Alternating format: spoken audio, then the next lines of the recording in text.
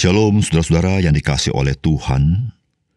Rasa hormat dan rasa kasih kita kepada Tuhan sangat nyata. Bagaimana kita memprioritaskan Dia di dalam kehidupan kita. Salam jumpa dalam program Tuhan adalah Gembalaku. Saudara, apakah atau siapakah yang membuat kita menjadi rela melakukan sesuatu yang tidak mudah bagi kita? Itu merupakan gambaran kepada siapakah atau kepada apakah sikap hormat atau sikap ketundukan kita. Saudara, ada orang rela melakukan sesuatu dengan tidak mudah karena keuntungan yang akan ia dapatkan. Ada orang rela melakukan sesuatu dengan tidak mudah karena gengsi. Namun bagaimana seharusnya kita sebagai orang Kristen? Apakah yang membuat orang Kristen rela melakukan sesuatu yang tidak mudah sekalipun? Jawabannya adalah Kristus. Ketika kita sebagai orang percaya menginsafi akan kasih Kristus kepada kita, maka kita akan menjadi orang yang rela membayar harga untuk sesuatu yang tidak mudah, tetapi kita tahu itu menyenangkan hati Tuhan. Saudara, mari kita membaca 2 Korintus pasal 5, ayat 11 sampai dengan ayat yang ke-16. Kami tahu apa artinya takut akan Tuhan, karena itu kami berusaha meyakinkan orang. Bagi Allah hati kami nyata, dengan terang, dan aku harap hati kami juga nyata demikian bagi pertimbangan kamu. Dengan ini kami tidak berusaha memuji-muji diri kami sekali lagi kepada kamu.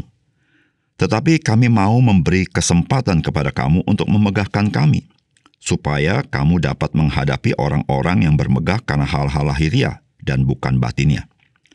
Sebab jika kami tidak menguasai diri, hal itu adalah dalam pelayanan Allah. Dan jika kami menguasai diri, hal itu adalah untuk kepentingan kamu. Sebab kasih Kristus yang menguasai kami, karena kami telah mengerti bahwa jika satu orang sudah mati untuk semua orang, maka mereka semua sudah mati. Dan Kristus telah mati untuk semua orang, supaya mereka yang hidup tidak lagi hidup untuk dirinya sendiri, tetapi untuk Dia yang telah mati dan telah dibangkitkan untuk mereka. Sebab itu kami tidak lagi menilai seorang juga pun menurut ukuran manusia.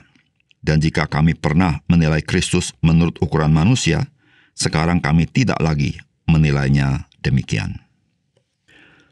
Saudara yang dikasihi oleh Tuhan, Rasul Paulus di dalam suratnya, yaitu di dalam 2 Korintus ini, ia memiliki kesadaran ada orang-orang tertentu yang memang memusuhi Rasul Paulus dan mereka menuduhkan segala hal-hal yang buruk kepadanya. Dan melalui surat ini, Rasul Paulus hendak meyakinkan jemaat Korintus bahwa apa yang dituduhkan itu semua tidaklah benar. Rasul Paulus berani meyakinkan jemaat Korintus karena Tuhan mengenal dirinya. Saudara, apakah pesan firman Tuhan bagi kita? Saudara, yang pertama, kehidupan kita sebagai orang percaya dan pelayanan kita haruslah dengan sikap takut akan Tuhan. Saudara, firman Tuhan berkata demikian, kami tahu apa artinya takut akan Tuhan. Karena itu kami berusaha meyakinkan orang. Bagi Allah hati kami nyata dengan terang, dan aku harap hati kami juga nyata, demikian bagi pertimbangan kamu. Dengan ini kami tidak berusaha memuji-muji diri kami sekali lagi kepada kamu, tetapi kami mau memberi kesempatan kepada kamu untuk memegahkan kami, supaya kamu dapat menghadapi orang-orang yang bermegah karena hal-hal lahiriah dan bukan batinnya. Sebab jika kami tidak menguasai diri, hal itu adalah bagi pelayanan Allah, dan jika kami menguasai diri, hal itu adalah untuk kepentingan kamu. Saudara, Rasul Paulus di dalam dia menyaksikan siapakah dirinya, maka yang pertama-tama yang dia tekankan adalah bahwa dia adalah seorang yang takut akan Tuhan. Saudara, mengapa hal ini penting? Saudara, semangat takut akan Tuhan itu dilandasi oleh kesadaran bahwa Tuhan itu tahu siapa diri kita. Dia tahu bukan sekedar apa yang terlihat oleh manusia, tetapi dia tahu apa yang terjadi di dalam batin kita. Sehingga saudara, Rasul Paulus tidak dapat menyembunyikan diri. Dan dia Tuhan, dia yang layak menghakimi Rasul Paulus. Dan Rasul Paulus mengatakan bahwa dia tahu apa artinya takut akan Tuhan. Artinya apa, saudara? Artinya dia menghidupi hidup takut akan Tuhan. Apa yang dalam hati dia, itulah yang nyata dalam hidup dia. Karena dia hidup di hadapan Tuhan. Di situ Rasul Paulus mau memberitahukan kepada jemaat di Korintus bahwa Rasul Paulus tidak ada hal yang disembunyikan atau kemunafikan di dalamnya. Dia hidup sebagaimana adanya karena dia hidup di hadapan Tuhan. Di situ Rasul Paulus mengatakan bahwa jikalau dia melayani tanpa memikirkan dirinya sendiri sampai dia begitu menderita, saudara, dia lakukan dengan ketulusan karena dia lakukan untuk Tuhan. Namun jikalau dia melayani dengan hikmat, dengan penguasaan diri, dengan sebaik-baiknya supaya apa yang disampaikan itu dimengerti oleh jemaat Tuhan, saudara, itu atas dasar kepentingan jemaat Tuhan. Dan dia lakukan untuk Tuhan. Saudara yang dikasih oleh Tuhan. Sebagai orang percaya, saudara, betapa penting kita menghidupi hidup yang takut akan Tuhan. Saudara, hidup yang takut akan Tuhan itu menolong kita untuk kita hidup dengan integritas. Artinya, sikap hidup kita dan sikap hati kita itu sama. Tidak mendua. Tidak ada kemunafikan. Dan lebih daripada itu, kita melakukan segala sesuatu dengan kesadaran bahwa Tuhan menyaksikan semuanya itu.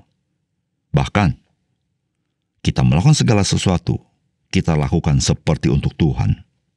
Karena memang hidup kita sebagai orang percaya sudah ditebus oleh darah yang mahal, darah Tuhan Yesus, dan kita adalah milik Dia. Oleh karena itu, saudara, tidak ada satupun perbuatan kita yang lepas daripada kepemilikan Tuhan. Oleh karena itu, saudara, mari kita introspeksi diri.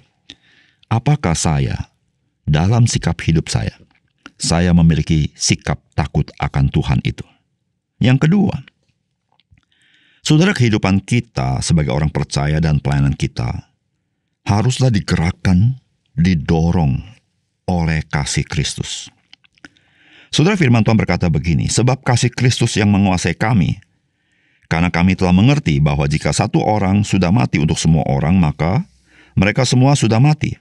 Dan Kristus telah mati untuk semua orang, supaya mereka yang hidup tidak lagi hidup untuk dirinya sendiri, tetapi untuk Dia yang telah mati dan telah dibangkitkan untuk mereka.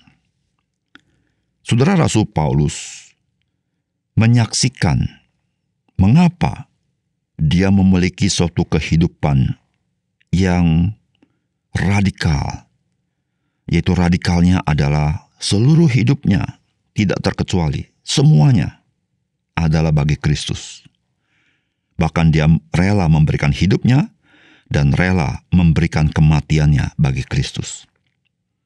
Mengapa Rasul Paulus rela melayani orang lain sedemikian rupa, sehingga dia begitu merendahkan diri dan rela menderita bagi orang lain? Saudara, Rasul Paulus menjawab melalui bagian surat ini. Dia katakan, sebab kasih Kristus yang menguasai kami. Karena kami telah mengerti bahwa jika satu orang sudah mati untuk semua orang, maka mereka semua sudah mati. Dan Kristus telah mati untuk semua orang, supaya mereka yang hidup tidak lagi hidup untuk dirinya sendiri, tetapi untuk Dia yang telah mati dan telah dibangkitkan untuk mereka. Saudara, ada alasan yang sangat fundamental mengapa Rasul Paulus berbuat demikian. Karena Kristus sudah mati bagi Paulus. Dan disitulah Paulus sudah mati bagi dirinya sendiri. Sehingga kalau Paulus hidup, maka dia hidup bukan untuk dirinya, tapi untuk Dia yang telah mati dan telah bangkit bagi Paulus. Saudara, itulah kasih Kristus yang sangat besar itu. Itulah yang menggerakkan kehidupan dan pelayanan Rasul Paulus. Saudara, sesungguhnya Rasul Paulus dan kita sama. Sebagai orang percaya, kita semua menerima kasih Kristus yang begitu besar.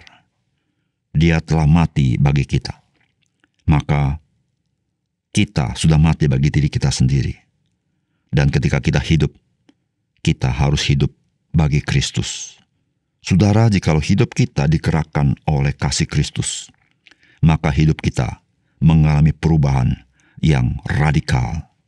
Bagaimana kita bersikap kepada orang lain, bagaimana kita menjalankan hidup kita, bagaimana kita punya tujuan hidup, bagaimana kerinduan kita dan keinginan kita, dan bagaimana cita rasa hidup kita.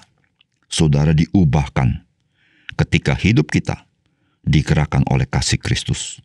Dan saudara, semuanya itu akan menampakkan keindahan, kemuliaan, kebaikan daripada Kristus. Sehingga saudara, kehidupan kita boleh menjadi berkat Kristus bagi orang lain. Oleh karena itu saudara, mari kehidupan kita dan pelayanan kita selalu kita digerakkan dan diinspirasi dan dikuasai oleh kasih Kristus itu. Mari kita berdoa. Bapa surga, terima kasih untuk kebenaran firman Tuhan yang menolong kami sebagai orang percaya bagaimana kami harus hidup dan melayani. Tuhan, tolong kami supaya melalui pekerjaan Roh Kudus kami boleh menghidupinya sehingga kami boleh memancarkan keindahan Tuhan. Terima kasih Tuhan, dalam nama Tuhan Yesus kami berdoa. Amin.